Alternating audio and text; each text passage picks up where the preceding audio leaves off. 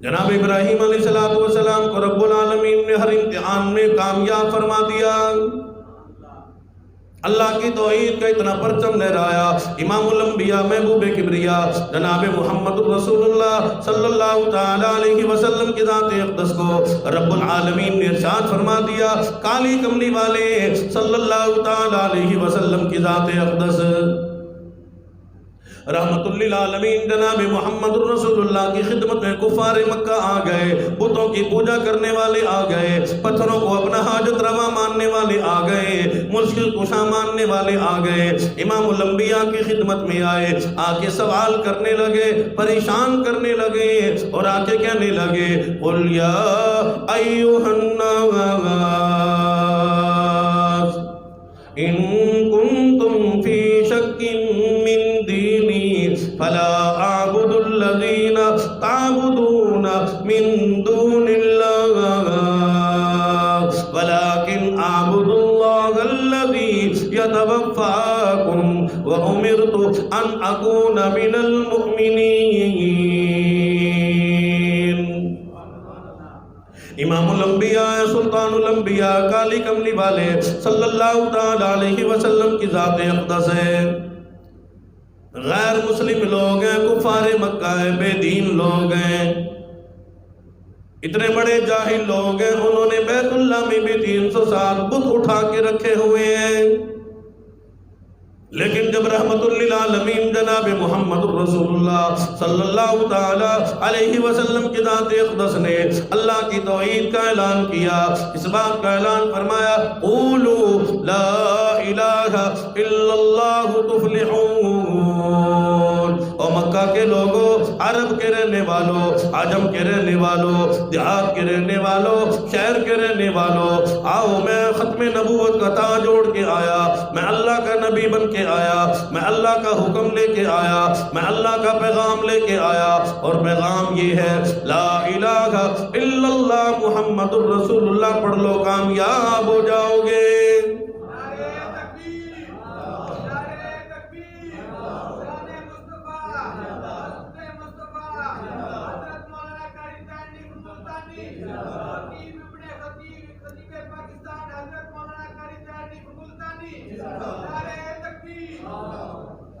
اور آگے آقا مدنی مدینے والی سرکار سے سوال کرنے لگے، آگے کہنے لگے، ہمیں تمہاری بات سمجھ میں نہیں آتی، بڑی پھیری پھیری باتیں کیا کرتے ہو، تمہارا نعوذ باللہ عقیدہ ٹھیک کوئی نہیں، تمہارا دین ٹھیک کوئی نہیں، تمہاری باتیں ٹھیک کوئی نہیں۔ آگے کہنے لگے، او کالی کملی والے صلی اللہ تعالی علیہ وسلم اپنے عقیدے کی وضاحت کر، اپنا عقیدہ بیان کر،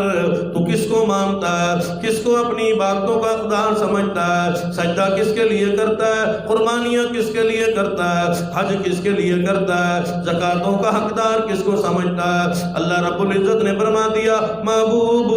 جبرائیل امین آ گیا، میرا قرآن نازل ہو گیا، اللہ کا کلام آ گیا، قل یا ایھا الناس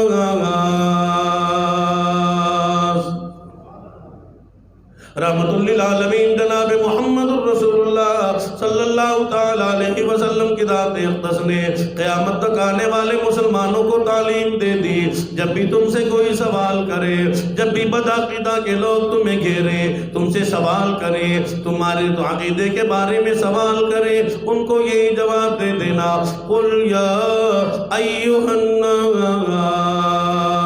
اے لوگو، عرب کے رہنے والوں، عجم کے رہنے والوں، او مردوں، عورتوں، جوانوں، صدروں، وزیروں، امیروں، کبیروں، جاگیرداروں، پیروں، مولویوں، آؤ تم میرے بارے میں، دین کے بارے میں پوچھنا چاہتے ہو، امام الانبیاء کے عقیدے کے بارے میں پوچھنا چاہتے ہو، صحابہ اہل بیت کا دین پوچھنا چاہتے ہو، اللہ والوں کا دین پوچھنا چاہتے ہو، نیک لوگوں کا دین پوچھنا چاہتے ہو، حضور نے فرما دیا، پھر محمد الرسول اللہ کا عقیدہ یہ ہے، ان کنتم فی شک من دینی فلا اعبد الذین تعبدون من دون اللہ۔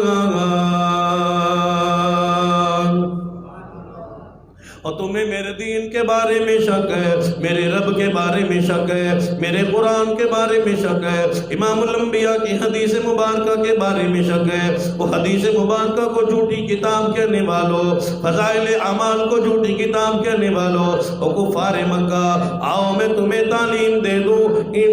کنتم فی شک من دینی، میرے دین کے بارے میں شک کرتے ہو، آؤ میں تمہیں کھول کھول کے بتا دوں، تم 360 خداؤں کو ماننے والے، تم جگہ جگہ پہ جا کے سجدہ کرنے والے، تم پیسوں کو سجدہ کرنے والے، تم صدر کو سجدہ کرنے والے، تم وزیر اعظم کو سجدہ کرنے والے، تم اپنی جماعت کو سجدہ کرنے والے، فلا اعبد الذین تعبدون من دون اللہ ولكن اعبد اللہ الذی یتوفاکم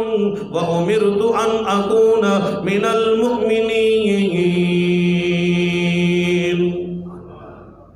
میری عبادت بھی ایک اللہ کے لیے ہے، میرا سجدہ بھی ایک اللہ کے لیے ہے، میرا رکوع بھی اللہ کے لیے ہے، میرا قیام بھی اللہ کے لیے ہے، میری التحیات بھی اللہ کے لیے ہے، میری نمازیں بھی اسی کے لیے ہے۔ قل ان صلاتی ونسکی ومحیای ومماتی للہ رب العالمین۔ اور لوگوں اور دنیا میں رہنے والوں، امام الانبیاء کا عقیدہ سن لو، حضور کے غلاموں کا عقیدہ سن لو، صدیق اکبر کے غلاموں کا عقیدہ سن لو، قرآن عقیدہ بیان کرتا ہے، قل ان صلاتی ونسکی ومحیای ومماتی للہ رب العالمین۔ اللہ حضور نے فرما دیا میری نمازیں بھی اللہ کے لیے، میری قربانیاں بھی اللہ کے لیے، میرا حج بھی اللہ کے لیے، بیت اللہ کا دیکھنا بھی اللہ کے لیے، بیت اللہ کا طواف کرنا بھی اللہ کے لیے، صفا مروہ دوڑنا بھی اللہ کے لیے، زکوٰۃ دینا بھی اللہ کے لیے، روزہ بھی اللہ کے لیے، قرآن کی تلاوت بھی اللہ کے لیے، تراویحوں میں کھڑا ہونا بھی اللہ کے لیے، صدقہ بھی اللہ کے لیے، قربانی بھی اللہ کے لیے، جانوروں کا ذبح ہونا بھی اللہ کے لیے، اور میری زندگی کا ایک ایک سانس اللہ کے لیے، یہاں تک کہ میرا مرنا موت بھی اللہ کے لیے۔ وَمَحْيَايَ وَمَمَاتِي لِلَّهِ رَبِّ الْعَالَمِينَ۔ کون سے اللہ کے لیے؟ جو پورے جہان کا رب ہے، پوری دنیا کا ایک ہی رب ہے، یوکے والوں کا بھی وہی رب ہے، امریکہ والوں کا بھی وہی رب ہے، فلسطین کا بھی ایک ہی رب ہے، وہی رب ساری دنیا کو چلا رہا ہے، جو زمین و آسمان کا مالک ہے، للہ رب العالمین، جو ساری دنیا کا پالنہار ہے۔ اسی رب نے امام الانبیاء کو، نبیوں کے سردار کو حکم دے دیا، یہ فرما دے لا شریک لہ وبذالک امرت وانا اول المسلمین۔ اللہ کی ذات و صفات میں کسی کو شریک نہ ٹھہرانا، بالکل شریک نہ ٹھہرانا، اور سب سے پہلے حضور کو اللہ نے حکم دے دیا، اور میرے محبوب صلی اللہ تعالی علیہ وسلم وبذالک امرت وانا اول المسلمین۔ اللہ کے حکم سے سب سے پہلے تو ہی اللہ کا فرما بردار بن جا۔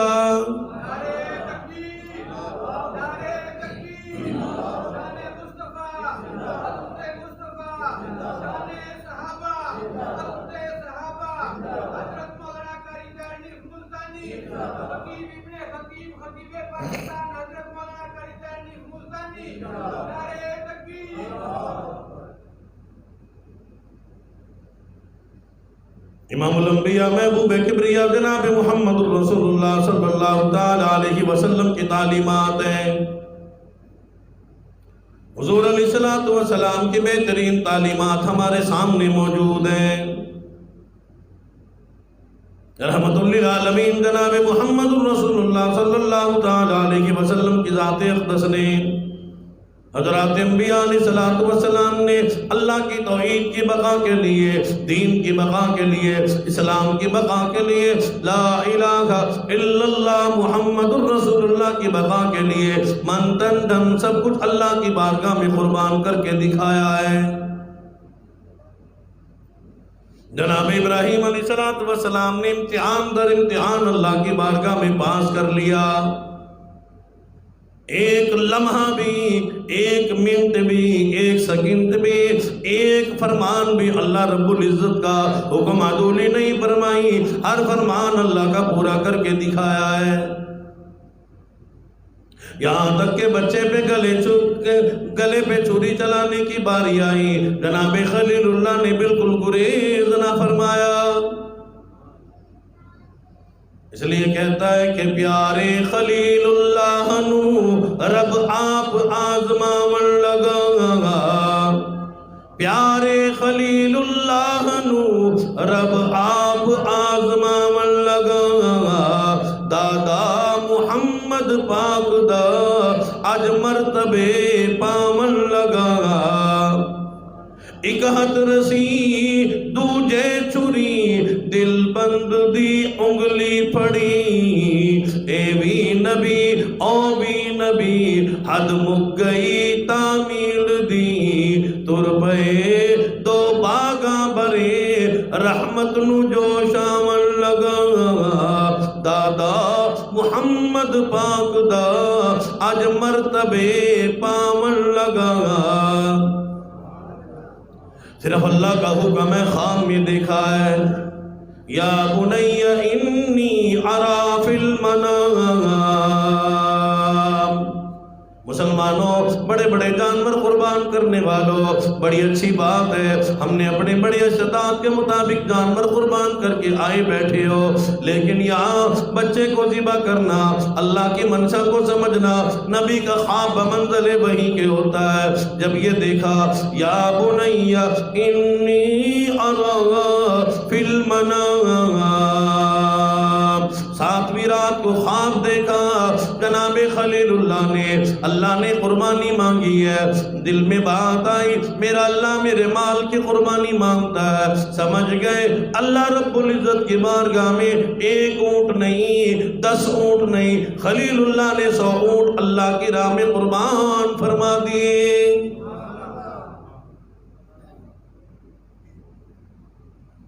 ہمیں تو پتہ ہی نہیں چلتا نا قربانی ہوئی ہے کہ نہیں. جیب میں سے چوتھا حصہ بھی نہیں ہلتا، بس قربانی ہو جاتی ہے.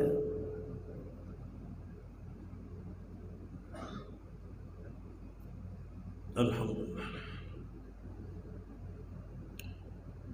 خلیل اللہ نے ایک خواب پہ 100 اونٹ اللہ نام پہ ذبح کر کے غربا میں تقسیم فرمائے. خلیل اللہ کو پتہ نہ تھا، ورنہ فریزر لے لیتا، سال چلتا رہتا گوشت. کتنے لوگ بیچارے بس اپنا ہی پیٹ. جب سے اس مسئلے کا پتہ چلا نا، قاری صاحب کو بھی پتہ تھا، ہمیں بھی پتہ ہے کہ بندہ خود بھی سارا گوشت کھا سکتا ہے. اب لوگوں نے سوچ لیا بس سارا کھا سکتا ہے. نہیں، افضلیت وہی بات ہے، اپنے انعام کا کھاؤ اور تقسیم کر دو گے. اگر اپنے نام کا بھی دے دو گے، من جاء بالحسنہ فلہ عشر امثالھا، 1 من دو گے تو اللہ پاک 10 من دنیا میں تمہیں ضرور کھلا کے مارے گا. اس سے پہلے موت نہیں آئے گی. ذرا یقین تو کرو، اعتماد تو کرو. ڈاکٹر کی بات پہ یقین ہے، پروفیسر کی بات پہ یقین ہے، دنیا والوں کی بات پہ یقین ہے، اللہ اور اس کے رسول قرآن پہ ہمارا یقین کوئی نہیں. من ذا الذی یقرض اللہ قرضا حسنا، یہ تو اللہ پہ قرضہ ہے،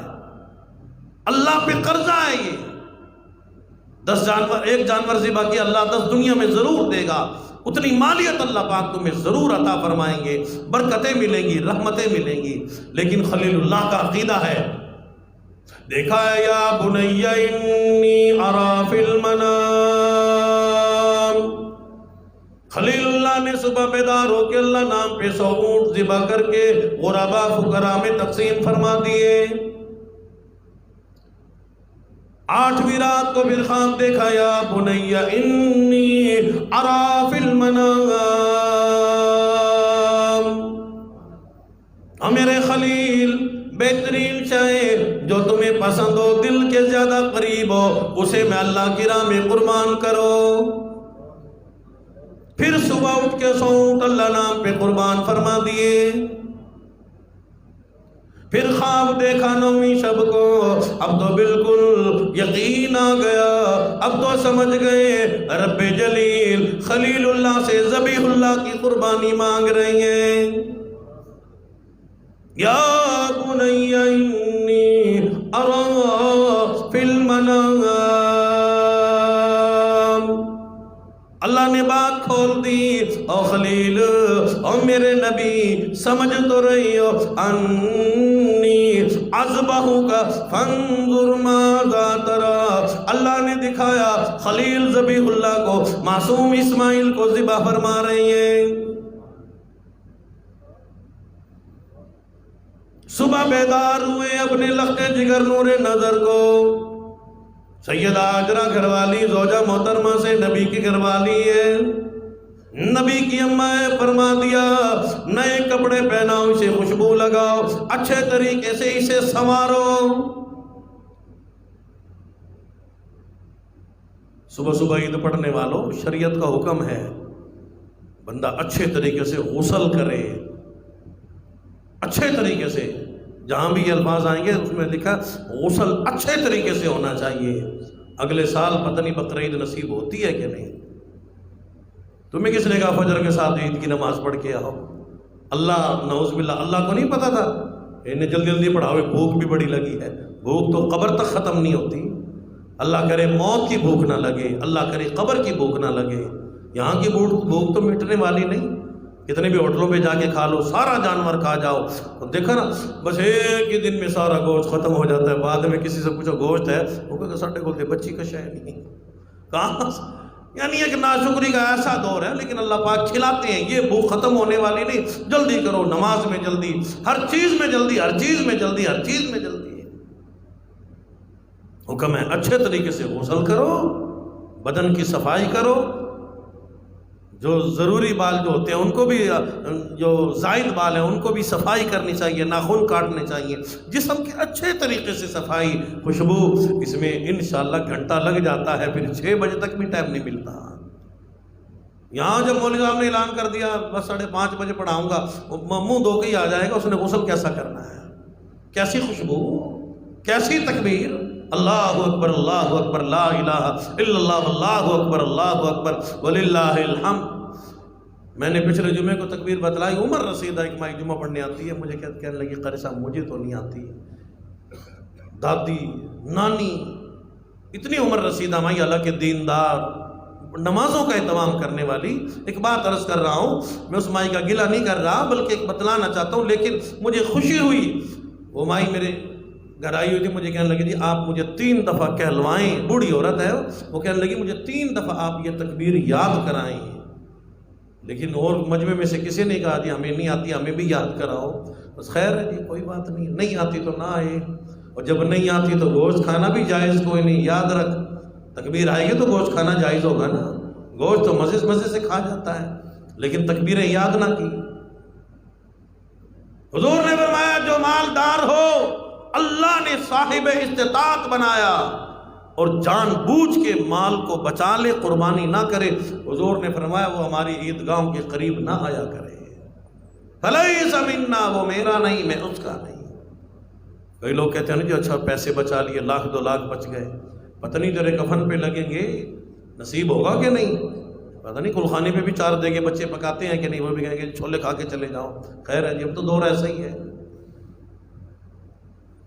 جناب ابراہیم علیہ السلام سمجھ گئے رب العالمین معصوم ذبیح اللہ اسماعیل علیہ السلام کی قربانی مانگ رہے ہیں، گریز نہ کیا، دیر نہ کی، فوراً ذبیح اللہ کو غسل دلایا،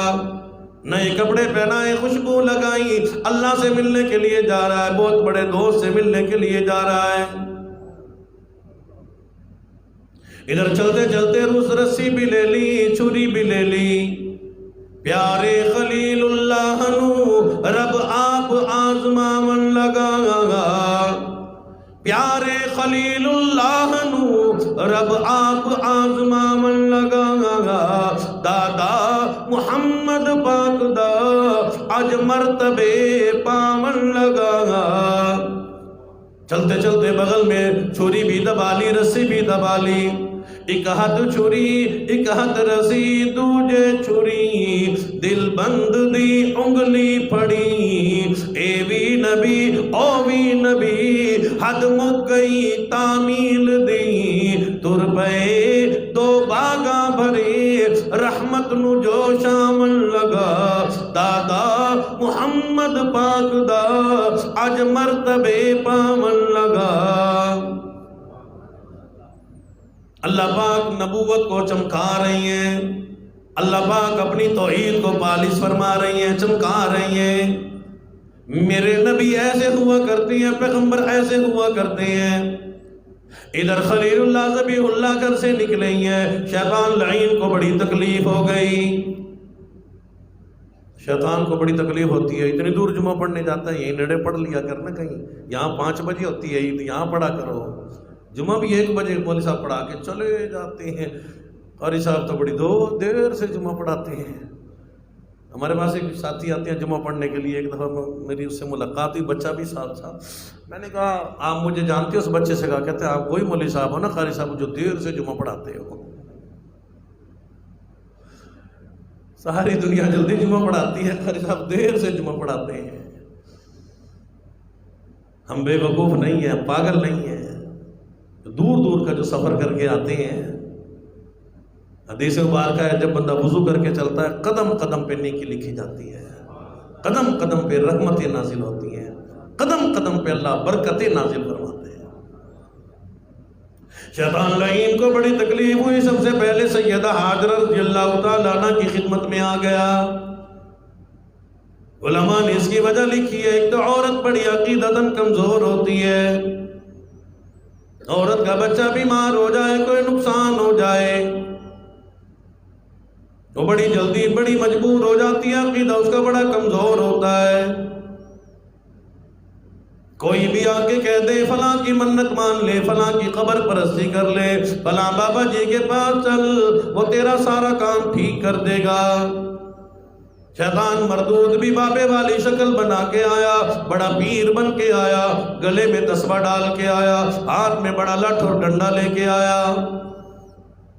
سیدہ حاجرہ رضی اللہ تعالیٰ عنہ کو سب سے پہلے آ کے آزمانا چاہا یہ عورت ہے یہ کمزور ہے یہ اگر اس نے شور مچا دیا اگر یہ رونے لگ گئی عورت ہے ماں بھی ہے ماں کے اندر دل میں بڑی ممتا ہوتی ہے بڑی محبت اللہ نے ڈالی ہے ماں کے دل میں دریا موجود ہوتا ہے اگر سیدہ حاجرہ کی ممتا جاگ گئی بیٹے کی محبت میں جب ذبح کی بات سناؤں گا مرنے کی بات سناؤں گا ختم ہونے کی بات سناؤں گا یہ دوڑے گی اپنے بچے کو بچا لے گی خلیل اللہ اللہ کی نافرمانی کر بیٹھے گے شیطان نے دیکھو نا کہاں تک کی سوچی ہے کئی بندے ہوتے ہیں نا پنچایتی بندے ہم دور کی سوچتے ہیں شیطان ہوتے ہیں وہ دور کی سوچتے ہیں وہ اب فیصلہ کر دور کی کیا سوچتا ہے شیطان مردود نے جناب سیدہ حاجرہ کو آ کے بہکانا شروع کر دیا بیٹا کدھر گیا فرمانے لگی بہت بڑے دوست سے ملاقات کرانے کے لیے لے کے گئی ہے کہنے لگا نہیں ذبح کرے گا آپ نے فرما دیا